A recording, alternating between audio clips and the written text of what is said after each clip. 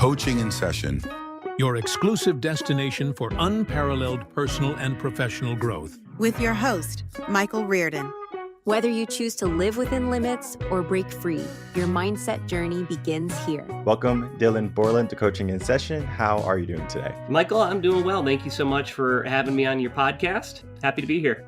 All right, glad to have you on. Today, we're going to be talking about your work productivity coach. And if it's one thing I love is to be productive. But when it comes to individuals in our world today, they are treating productivity as an option where they might think they're busy with their TikToks and their YouTube shorts and their Netflix special. And they say, I just don't have any time. But are they truly being productive, or are they just trying to keep themselves busy or try to be busybodies, even though they're not getting anything done? So I'm sure we're going to be talking about all that in a minute. But if you could, can you tell us who you are, what you do, and of course, how you help people?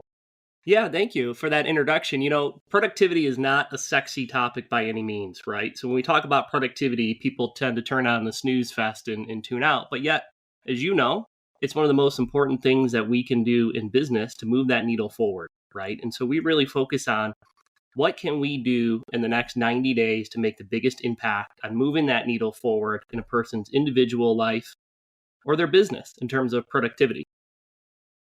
So that's kind of what my work does. And we call it aligned productivity because we want to move away from the traditional, I'd like to refer to it, maybe I'll come up with another analogy, but the kind of the traditional Wolf of Wall Street mindset, got to grind harder, got to work harder, got to just do everything harder and faster, right? But that leads to stress and that leads to burnout. And I'm a product of that. And that's why I kind of designed this aligned productivity framework where we focus on 4 pillars, that being clarity, execution, alignment, and energy. So we've got kind of the business side of things, the productivity side.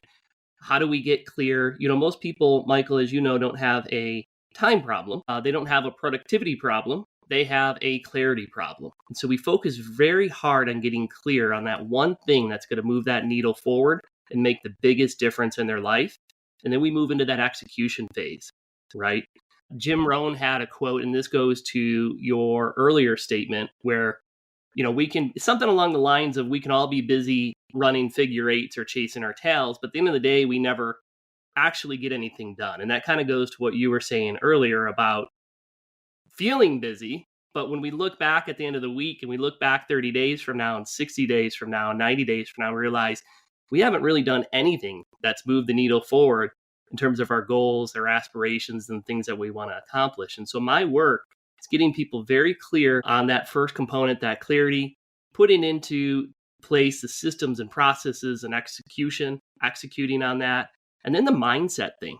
So Michael, you're probably aware, you know, I think the business side of things is the easy part, but where we really kind of get into the weeds with people is transforming what's going on up here.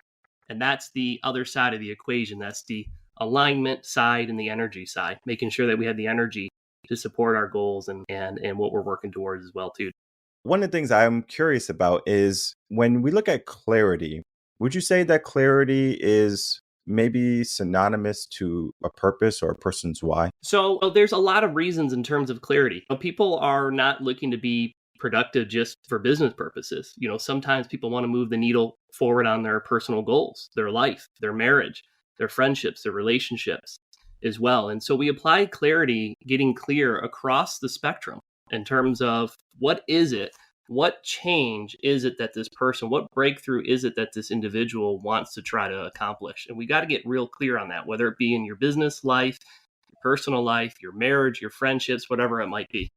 Okay, that makes sense, because now I'm thinking about where, if we put our energy, if we're putting energy into the business, and then we have many business owners who will pour themselves into the business to make profit, to be successful.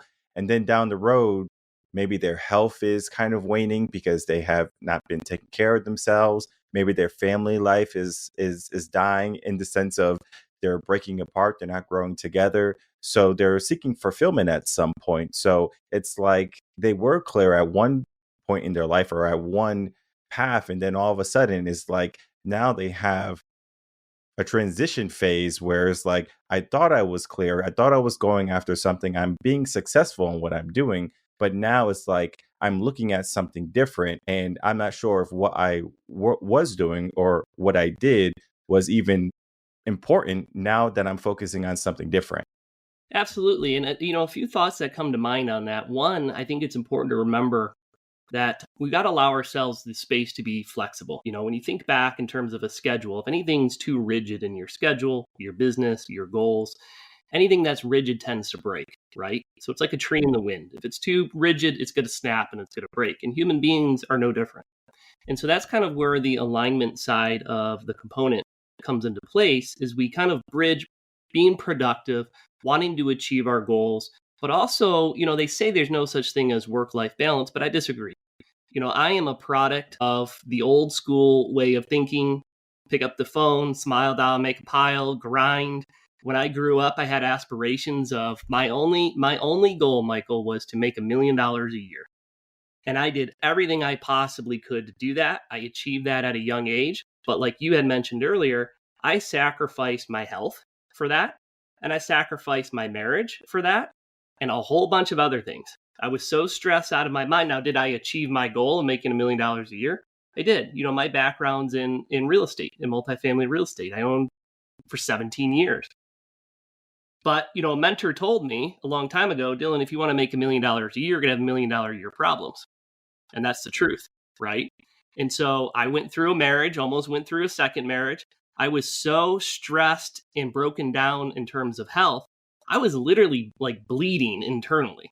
Like, that's how bad it got. Like, my stress was so bad, my health was so bad. And I said, there's got to be a different way. And so it's like, where you put all of your attention, that old saying, where attention goes, energy flows, right? So a lot of us, like you had mentioned earlier, maybe not you in particular, but you had said earlier, we put all of our effort and energy into building businesses as entrepreneurs and hitting our goals and hitting our income and keeping the lights on and keeping the employees paid.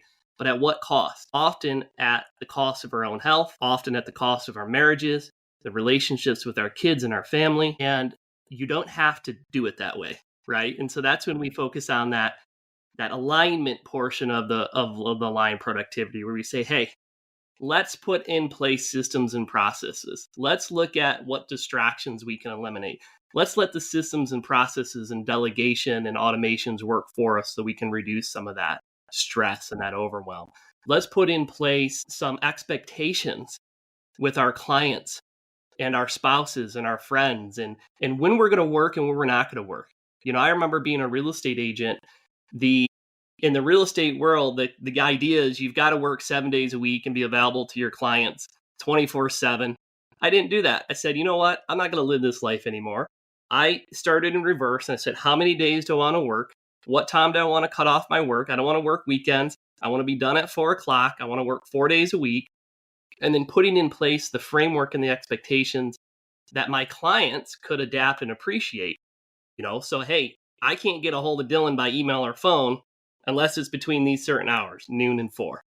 He's never going to be showing me properties or working with me on the weekends. And most people in their mind, they think logically, how can you operate a business like that, right? Especially as a real estate agent. But I did. I'd sell 70 homes a year for many, many years in that fashion. And a funny thing that happens is when you put the right expectations in place, your clients begin to follow and adapt to those. And you are not only more productive, but you're producing more for your clients because you're not running ragged. You're not responding at different hours of the night, 7 days a week.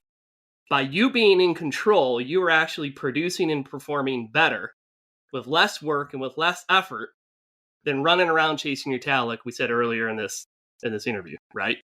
So that's kind of the alignment side of things. Yeah, I think of just a 4-day week also. I love working 4 days and then getting 3 days to do whatever I need to do. And it's not so much because I know people are going to think, oh, you have to suffer for 4 days and then you have to, take it easy for 3. And, people here, especially in mindset and personal development, it's like they're so yin and yang. It's like the pendulum is all the way left or it's all the way right. And there is a harmony to, figuring out what works for you, because certain people in certain stages of in certain stages of life, they're going to be maybe working a little bit more. When I was in my 20s, for example, I worked a ton. I worked 60 plus hours a week. All right. And I still work like that a little bit here and there, but it's like I can work 40 hours, if that. And I'm like, I'm good. Right. Like I have a family, I have like young kids, and I don't like Yeah. go hang out with them. It's fun. And people are like, how can you have fun when the world is so dreary? And just like all the negativity and everything that starts coming in. And this is like, whoa, let's take a step back. And so when we start to look at productivity, right, and we start to look at like all of the pillars that a person can be trying to align themselves with, mindset is important, because if they are going to be that negative Joe or Nancy on one side and they're just always thinking about doom, or I can't let off the gas, or they're just thinking of all the problems rather than what they're capable of doing at the moment or what they should be doing, how can you help them focus on, all right, this is where our mind needs to be so we can be more productive rather than worrying about things we have no control over? Yeah, no, that's a good question. And that's a big part of the equation. When it comes to, to say it as simply as possible, reality is what you believe it to be. And this is not something that you can just hear me say, and you can experiment with this on your own, right? I mean, this is something that you can test and you can prove. And so to answer and comment on like what you were saying just a minute ago, if somebody believes that business is going to be hard, business is going to be hard. If somebody believes that, like a real estate agent, because I work with a lot of real estate agents, there's no clients out there, the economy's junk, mortgage rates are, if that's your belief, that's going to be your reality. And so I spend a lot of times, and it's a very simple concept to say, like we're talking now, but it's different to adapt because we spend all of these years thinking one way and being conditioned one way. And the real work is kind of unwinding and unwrapping a lot of that conditioning. We have cultural conditioning, we have conditioning from our parents, from our spouses, from our community, from the country in which we live in. And so what we do a lot of times is try to get people to recontextualize how they think about things, to catch themselves. It starts with awareness. So it's being aware that if we understand that our thoughts, the old saying that if you knew how powerful your thoughts were, you'd check every thought, right? Because they literally have the power to shape and create our reality.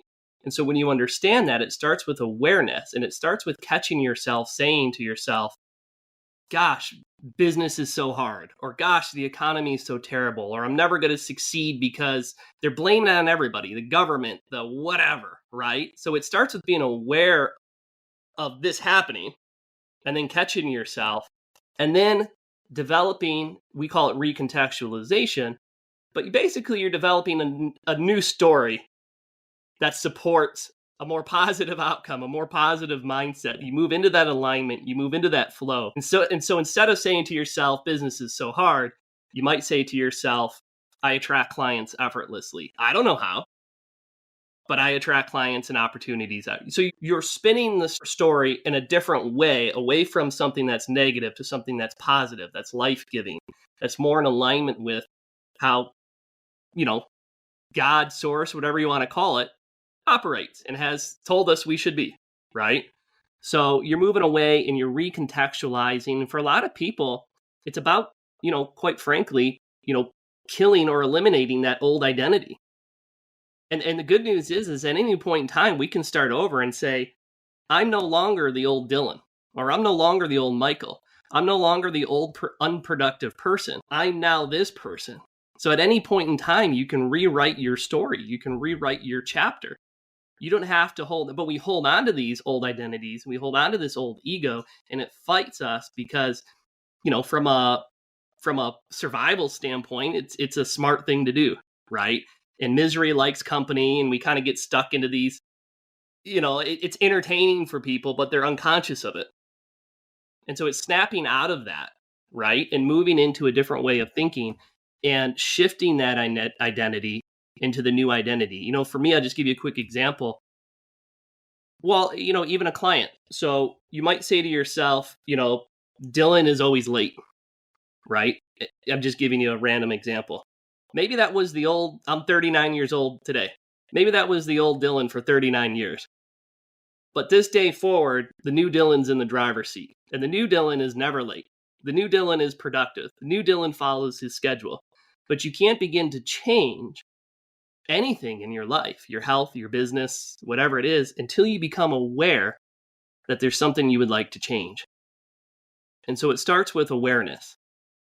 And then where it gets really interesting is when people have to sit and face themselves and do that real inner work. Because you can't, the old saying, you can't solve yesterday's problems with the same thinking that created them or something along those lines, right? And so to become somebody new, you have to do something new. You have to think in a new way. And for me, I like to treat everything, Michael, as an experiment. I move a 90-day cycle. So I wonder what would happen if I followed a consistent schedule for 90 days. I wonder what would happen if I showed up on time for the next 90 days. I wonder what would happen if I told my clients I'm not working past 4 o'clock in the afternoon. Chances are they're probably going to adapt to you, right? All of these things that we fear, if you treat it as an experiment, that fear goes away, because it's just, let me run an experiment and see what happens. And the good news is, if it all goes south, I can pivot. I can do something else. I can change. I'm just collecting data, right? I'm just treating it as an experiment. And so that's a lot of the work that we do with clients in the Aligned Productivity Framework. I love the fact that you mentioned 90 days. I know in 90 days you can do so much. And I think because we're getting close to the end of the year, and if you think about it, we're just at the end of the year, where people have all of these resolutions, they have all these wonderful ideas, they are giving themselves a lot of awareness, like, hey, I need to do this. I'm looking in the mirror, I'm seeing what needs to be changed. I'm looking at my career, I'm looking at what needs to be changed. I'm looking at my family. So the awareness is there. And maybe they are doing the real work, right? And we even know, like, the whole gym spiel of how they go to the gym and they stop in just 2 or 3 months, the New Year rush it dies down. Where in the beginning, people are just so happy. They're just like, I'm so happy. I'm going to the gym. They're taking so many selfies and they're just like, look at me. The change is happening. I'm not stopping this time and I'm loving it, right? But then they get to that 90-day mark, right? Typically around 3 months in. And it's like after the 90 days, it's like, I'm not going to renew my new 90 days. It's Sure. very similar to how you do the 90 days and then you give yourself something else for the 90 days. Because I think something happens. It's like they look back on those 90 days and they go, damn, that was a lot of work. I have to do it again for 90 more. And so they basically just say, well, I did good work for 90 days. That's it for this year. We'll try again next year. But then it's not just working out. It's going to be in multiple aspects of their life. It could be relationships. It could be career. It could be in whatever. It's just like people, they have a difficult time going the distance. It's like they don't want to run the marathon. They just want to do the sprint. They just want things given to them without the real work and without the real effort. So when we're starting to look at these people who will give up, would you say that they haven't found their needle point yet, or they haven't become truly clear in what they really wanted to do if they're giving up that easy? Maybe. The answer is maybe, maybe not. And the reason why I say that is because, people, I wrote down a few notes as you were talking here. Motivation is very fleeting, right? You go to a seminar, you get all amped up, you're good for a few days, and then you're not, right? So we can't rely on motivation. What we need to rely on is systems and processes to push through when that motivation fades. And so a lot of our work in the coaching that I do is putting into place, because being human beings, we do a lot of what you just described, right? We set a goal to go to the gym, and in a week, we're done at the gym. Now, there's nothing wrong with that. But in order to make progress on your strength goals, your fitness goals, whatever it is, you need momentum and you need consistency. And so it's important to understand that and understand that our human nature, these things, motivation, are going to be fleeting, and we can't rely on them alone. And so to do the work up front, whether you're a new business owner or you're a current business owner, whatever it might be, is to stop and to put into place systems and processes that will keep you moving forward, and that momentum moving forward, and to develop the new habits to keep you moving forward when that motivation fades. Because it will. There's no question about it. It will fade. We're human beings at the end of the day. But the reason why I like to move in 90-day cycles is because, I give you an example. When I work with a client one-on-one, it's 90 days, it's a 12-week program. I do everything in my power to ensure that in that 90-day period, they're going to be committed to everything I say to do, that they're going to follow the homework I give them 100%. They're going to throw what they think they know out of the window and listen 90 days, because anybody listening to this right now has within them enough energy and motivation to get that 90-day cycle going and to stick with it. People start to fall off after 90 days if they don't see results. They haven't followed a disciplined system and schedule. They're not getting momentum. They're not creating consistency. And so I tell people it's very important that from a mental standpoint, that our mind gets wins as soon as possible to help with that fleeting motivation.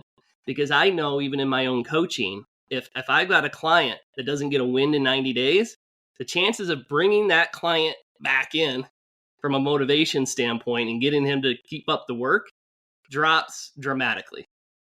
And so we focus everything that we can to try to get that mind, those wins, and at the same time, to set up the systems and processes to get consistent wins, to have consistent momentum, right? So that when that motivation fades, we've got the systems and processes that we can lean back on and to take a break. Because it's like, everything has a season. There's a season to plant seeds. There's a season to harvest. And so everything's ebb and flowing. But what we want to do is that when we're in those ebbs and flows, we want to be able to lean back on our systems and our processes to sustain us during those ebbs and flows. Yeah, very true.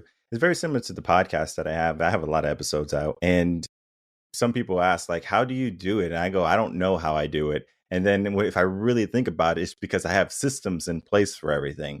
It's not like, all right, well, I got to do an episode today. So it's like I have a whole spreadsheet. It's like crazy. Mm-hmm. And it tells me everything that I have to do. And it also tells my assistants what they have to do. So it's like I don't even have to manage people. Like sometimes I don't even talk to my assistants for like a month or something. Like it's just like they do what they have to do. They can text me, they can call me, but most of them are just self-sufficient. Like it's not hard work. And most of the things like they know about me because we have meetings every, so often if I have time. But the systems are so helpful when you run a business, especially multiple businesses, because entrepreneurs typically like don't just have one business, they have multiple. So you might have a coaching business, you might still do real estate on the side, you could be a bartender. So it's just multiple things that you can be doing, right? Now it's gonna be hard to have a system when you're a bartender, you have to make the drinks, but there could be a system that you have for making sure the glasses are clean, for making sure that all your liquor is accounted for, making sure that you have an easy way to pay or to have your patrons pay for the drinks. So there could be things in place that make your life easier when you do that job. So you're not like, all right, let me get the pen and pads and write down all the numbers and let me get my calculator and let me get my change drawer. And like you don't have to do that today. So there's a lot more flexibility in our time. And I think people what like fail to understand is that life got easier, but they made it harder. Yes. If you think about it, we have so much technology today that can do so much for you. And yet you're just making your life more difficult. And it's just crazy how like our imagination, we're around the same age. I'm 2 years younger than you. When I was younger, my imagination ran rampant. And I'm talking about I will go to school with a lesson plan to daydream. All right. It wasn't to learn. It was to go to school. I'm going to think about Ninja Turtles. I'm going to think about Mario. I'm going to think about doing all of these things except learning. Okay. Now, of course, I fell in love with education down the road. But when I was still young in first grade, second grade, third grade, I was like super full throttle boy. Like, let me ride my bike and do dangerous things. Like I didn't want to sit down. And of course, you mature and you kind of, mellow out a little bit so you can focus more and you can figure out what you want to do. And so during that time, imagination was so critical for me, where it was like I was thinking about everything that I wanted to do. And then it was only a matter of the point of how do I do it? So it was seeking mentors, getting guides, learning about topics that they're not teaching in school. So there was no excuse for me not to be successful in whatever I want to do. Yet if people just kind of go through the system of what is the school or what is life or what is childhood, they're going to find themselves maybe 18, 19, 20, trying to figure out, well, what do I need to do? So I think at some point, even younger people, they have to get more clear on what they want. And I put all this into perspective because you have a book and it's called The Imagination Creates Reality book. And you talk about two aspects where you talk about the practical systems and you talk about the spiritual principles in the book. And I think the practical systems we have kind of touched on briefly, but the spiritual aspect of them, I think, is lacking in our world today. And if you could, can you, kind of share with us some of those principles when it comes to like the spiritual side of things? Yeah, and thank you for bringing that up. I give you a little bit of a background. I grew up Catholic, and I left Catholicism at 16 because I didn't necessarily believe in some of the things that were discussed. And then I spent kind of the middle of my life getting way out there into the spiritual side of things, following everybody under the sun on the spiritual, from Alan Watts to Wayne Dyer to Ram Dass to you name it. But, it's interesting. There's kind of like a core message that is said in everything. And I spent 2 to 3 years deeply involved in scripture as well, too, and reading it. And what kept resonating with me is if you look around, everything that we experience, even us here right now, all started in imagination. Your microphone started in imagination. Your chair that you're sitting in started in imagination. I'm sure your podcast was something that came out of like you said, you used to spend your time in school imagining, right? And so if we take kind of the religious or the dogma aspect out of it and we say, well, that's interesting because almost every one of us listening to this podcast right now can think of a situation in their life where if I've held on to an idea or an imagination long enough, it has come to be. And so what is actually happening there, right? And so our society, I think, has moved so far away. Maybe it's on purpose, maybe it's not, maybe it's a combination of both, of this understanding that what is reality? And like we said earlier in this conversation, reality is what you believe it to be, and you can experiment with that on your own. Just change your beliefs and watch how your life changes. And so what's happening there? And so by using the power of imagination and realizing that the same force that had created everything that exists is the same force that's within us. Suspending for the idea for a moment, whatever your religious beliefs are. Some say you're separate from God. Some say you're not separate from God. We're all one. Whatever it might be, you can test this on your own and say to yourself, God's energy of creation and imagination, which is the mechanism for bringing creation to reality, is within all of us.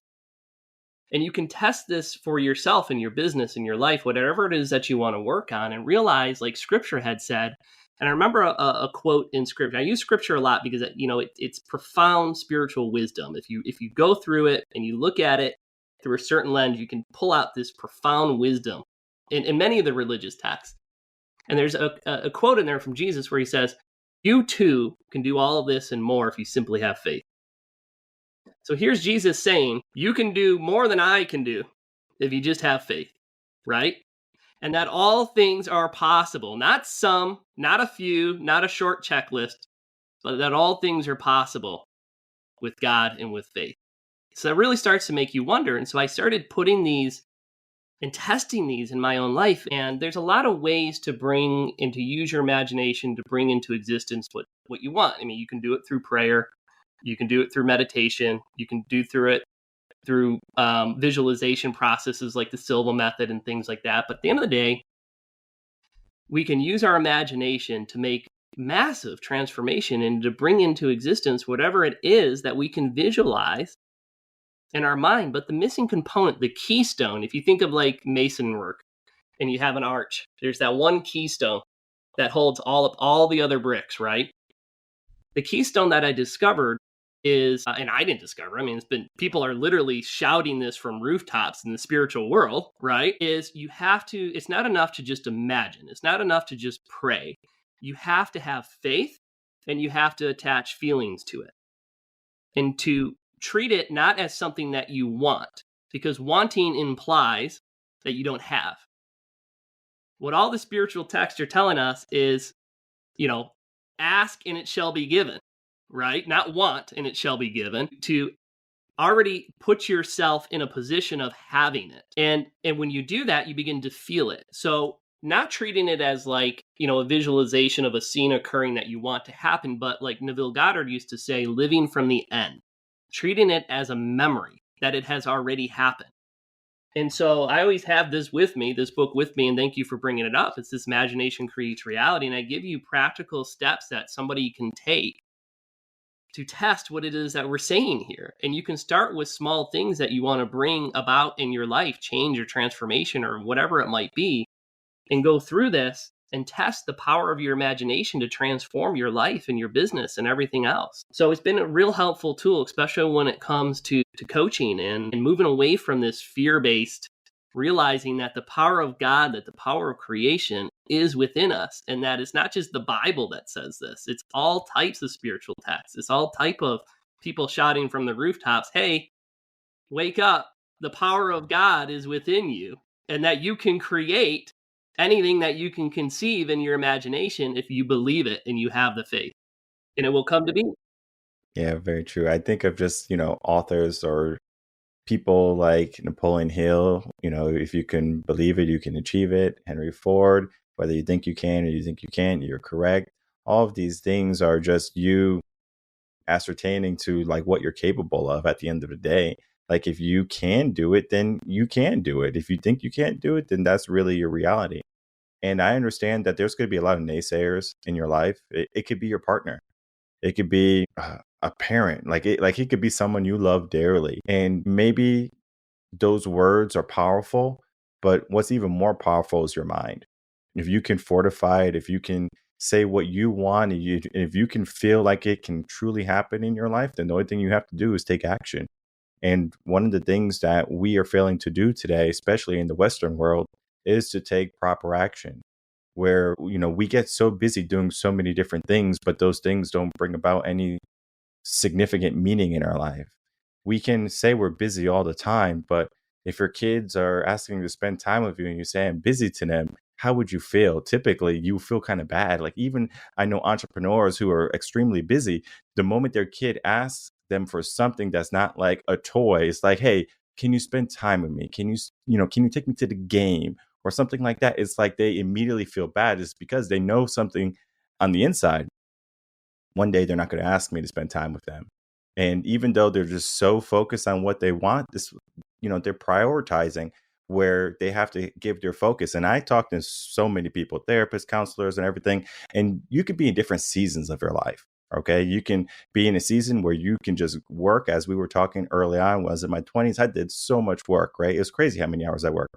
But then now it's just like I'm in the season of like family, of systems. I have so many systems in place where it's like things are on autopilot, where people might ask, Michael, how do you do everything? And I go, oh, I have to look back at how I set up everything, because if I was always trying to, make ends for the meat for the day, I would be burning out very quickly. So I have everything in place where I can have a reprieve and no one will even know it.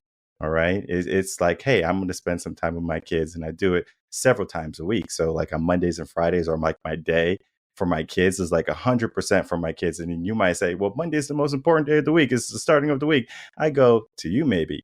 And Friday is the most important day. You get to prepare for the weekend. And I was like, I get to spend time with my kids. So I prioritize Tuesday, Wednesday, Thursday for immense amounts of work. It's like, if you saw how much work I did, you'll be like, whoa, you're doing what I would do in 5 days or 6 days. And it's not that you're doing anything wrong or that you should be comparing yourself to me. It's just that I got clear on what I wanted to do, and you have to get clear on what you want to do.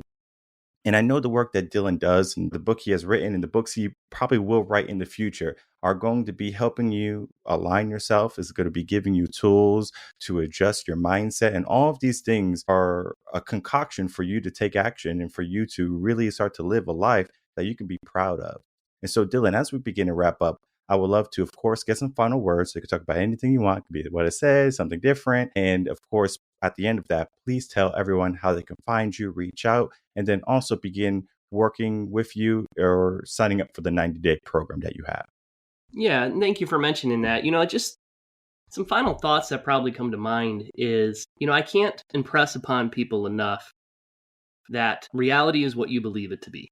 That goes back to our original conversation. And that at any point in time, you can change. You're not a victim of life. You're not a victim of circumstances. You're not a victim. So drop the victim mentality, right? That worked well when we were maybe surviving in tribes 3,000 years ago? It's not the case anymore, right? We need to begin to move out of survival and into thriving and into flow and into abundance, and to begin shifting these old mental patterns. And maybe you learned it from your mom and dad. Maybe you learned it from your community. Maybe you learned it from wherever, right? But life isn't happening to you. You are completely in control of your own life and your own destiny. And so I would encourage people to spend some time to really do that inner work and to really turn inward and to stop pointing at everybody else for where they're at in life and to say, I'm the only one responsible. And the good news is I can change that. I can rewrite my story. Here's Dylan. I like to treat my life in terms of chapters. I'm 39 years old. I'm on chapter 39, right? And so I'm going to rewrite chapter 40, and it's going to be exciting, right? It's not going to be fear. It's not going to be whatever it might be. I'm going to rewrite it. So you're in completely control of your life story. And so I just encourage people to really kind of think about that as well. And if you like what I'm doing and you want to follow my work, you can just go to cadenacademy.com, CADEN, cadenacademy.com. That's kind of the hub for all the resources. You can scroll down to the bottom. We've got a ton of free resources. If you need a boost in productivity, you can join the Productivity Challenge. Where I really like to encourage people is to sign up for that newsletter, because you're going to get a blend every 5 to 7 days of not only business and productivity resources, but mindset every 5 to 7 days. So you can do that there. And then you can actually join our Inner Edge community from that website. And that's a free community on Facebook. And you can interact with me. There's no cost. You can post comments and say, I'm stuck here. I need clarity. I need help with systems and processes. My mind's out of control, whatever it is. You can post that and it's free. And I'm there. It's not AI. It's not, whatever. I'm there interacting with people. And so that's cadenacademy.com. All of it's there. All right. Easy enough. And you don't have to worry about spelling, folks. Everything is right down below. So just click on the links and you'll be able to get to anything that we have talked about in this episode today. So I encourage you to jump on it, not just to wait for the right moment or tomorrow or until you are finally settled. Today is the day that you can take action. And I just like the idea of, like the world is not in control. You are, where sometimes it might feel as if chaos is reigning supreme in your life, but you just have to, again, remember that you are the king or the queen, and you have to retake your throne and pick up your scepter and just start to rule your kingdom. And that's your life. So I do want to thank you, Dylan, for coming on, spending some time, and of course, talking about your work today. Thank you, Michael, for having me.